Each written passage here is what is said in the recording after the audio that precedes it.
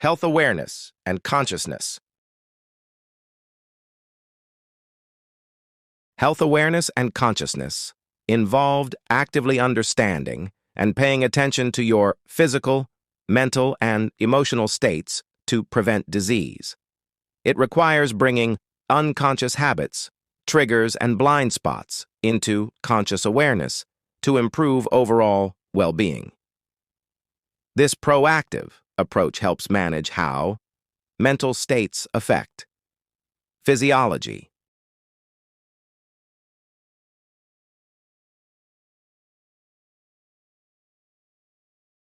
Why is it important of a workers to become healthy? A healthy workers is critical because it directly links to higher productivity and lower operational cost. When workers are physically and mentally healthy, they have more energy and better focus, leading to improved jobs performance. Conversely, poor health leads to absenteeism, missing work, and presenteeism, working while ill.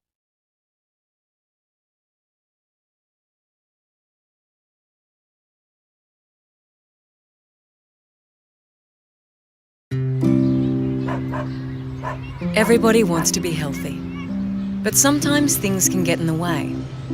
We're a pretty busy bunch and we spend way too many hours sitting down.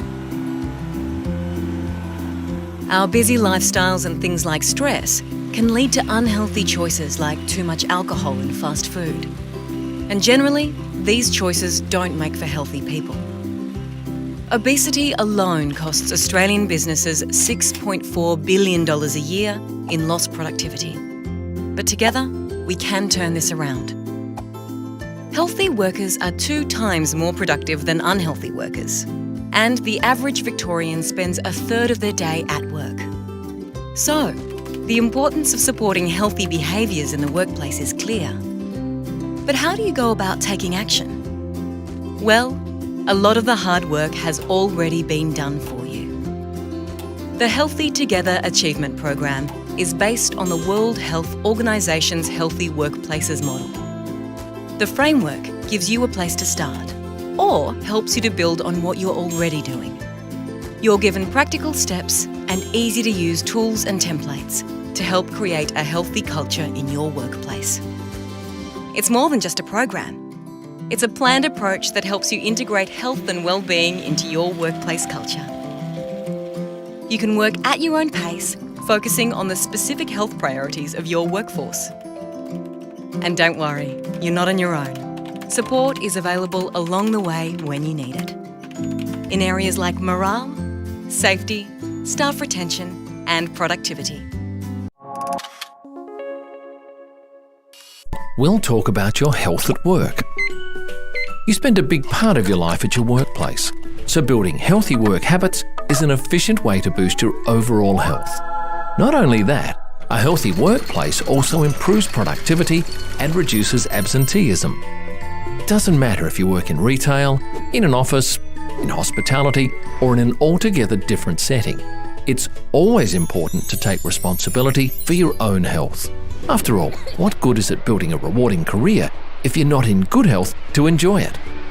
Working towards being healthy at your workplace may seem like an abstract task. A great start is to team up with your co-workers to keep each other accountable. Together, you can take some big steps towards being healthier at work. And as a team, it's easier to keep that motivation high. And remember, it's never too late to get started. How we live affects our health. For example, by not smoking, we are likely to remain healthier for longer.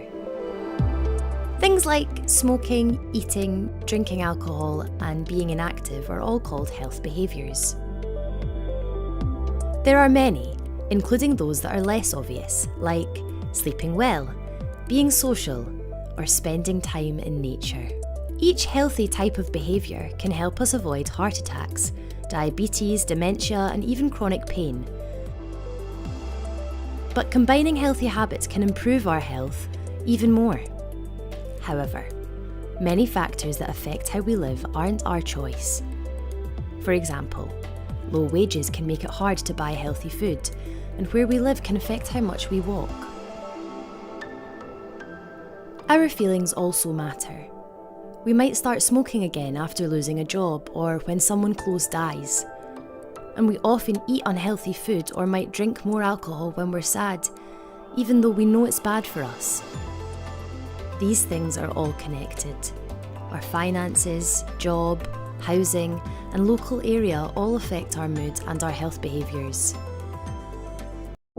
It's important to remember our physical health affects our mental health and vice versa. What we do to our bodies makes a big difference to how we feel. Physical activity, diet, alcohol, smoking and drugs can all affect our mental health and well-being in different ways. So let's talk about them. Physical activity releases feel-good hormones called endorphins, which help us sleep and feel better. It also improves our physical fitness, which tends to make people feel better in general. Even small amounts of regular physical activity can improve your mental well-being, especially if it's doing something you enjoy. Physical activity is even a recommended treatment for some types of depression. You can get active at your own pace in your own way. There's no need to join a gym or even spend any money. Simple small changes in our day-to-day can make all the difference. Taking a brisk walk at lunchtime or walking to get where we're going, getting active in the garden or cycling once or twice a week are great options. If there's a type of activity you used to enjoy, think about how you could pick it up again. For example, there are lots of local groups and sports teams open to all levels of ability.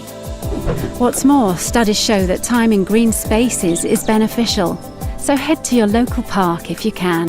Eating better can play a big role in our health and well-being.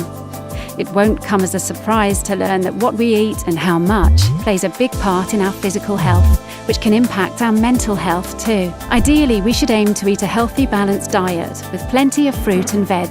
It's important to keep an eye on your calories and minimize foods that are high in sugar, fat, and salt. Alcohol, caffeine, tobacco, and even drugs may seem tempting when we're stressed or tired. And when we use them to try and cope, the idea of stopping them can feel like it would make things even harder. But they can cause more problems than they solve, especially long-term. All these habits can complicate our sleep patterns and affect how anxious and depressed we feel. So try cutting down or even quitting. And remember that there's support available. Alcohol in particular can worsen our moods. So cutting down can really help us feel better. As for cigarettes, stopping smoking is one of the best things you can do for your body and your brain. You'll breathe easier, feel better, and save money. Getting a good night's sleep can make a huge difference to our lives and our mental health. Managing our sleep can help us improve our mood, make us more productive, and improve our concentration during the day. This video will give you some simple tips for improving your sleep. It's important to get a good routine in place and make the room as restful as possible to help us sleep well at night. To start with, try and go to sleep at a similar time each evening, if you can. This will help regulate your body clock and makes falling asleep easier. Before you go to bed, taking some time out to relax will help you switch off. Why not try reading a book or listening to relaxing music instead of watching TV? Breathing exercises or keeping a diary can also help you reflect on your day and feel more restful.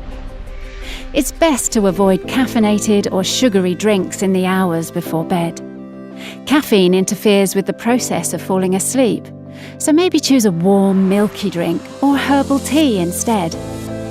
Herbal tea is known for its relaxing properties, so it's a good, soothing choice before bed. Smoking and drinking alcohol can also have disruptive effects on your sleep, so it's smart to avoid these when you need a good night's rest. It's also much easier to sleep in a darker room. You can remove any excess brightness by making sure your curtains block out the light and are pulled tight. Or you can even wear an eye mask if that's not possible. While it can be tricky, attempt not to check your phone for an hour before bed. Limiting screen time gives your brain a chance to get into sleep mode. You could even turn off all screens and move charging devices into another room. It's hard to sleep when there's a lot going on around you. If you live in a noisy area, you could experiment with using earplugs to block out some of the sound. Thinking too much about not sleeping and watching the clock at night can create worry and harm a good night's sleep. Consider turning your clock away so you can't see it during the night, and put your phone out of arm's reach or even in another room. If you're really struggling to fall asleep after 20 minutes or more, it can help to simply get up for a few minutes, which will help you avoid lying awake worrying. Have a drink and do something relaxing like reading, listening to soft music, or doing some gentle yoga. Then go back to bed when you're feeling a bit sleepier. Hopefully, these tips will help you get the rest that your body and brain deserve.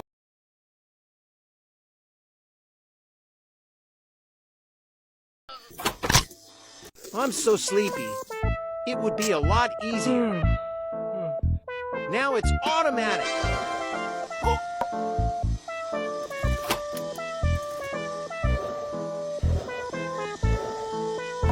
Ouch! My head. Oh no!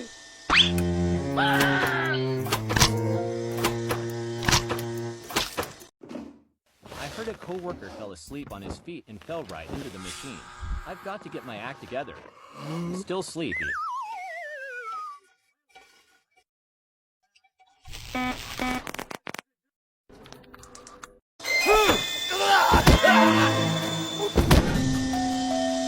I'm so sleepy. I just want to go home and sleep.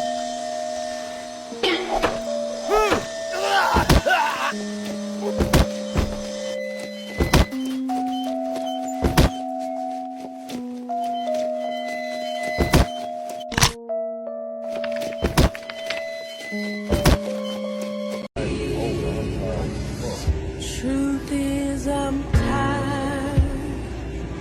Options are few. I'm trying to pray, but where are you? I'm all churched out, hurt and abused. I can't face what's left to do. Truth is I'm weak. Voodoo, cheer up. Don't fall asleep on the railing like you did last time. Last time. But my eyes are so sleepy I can't open them.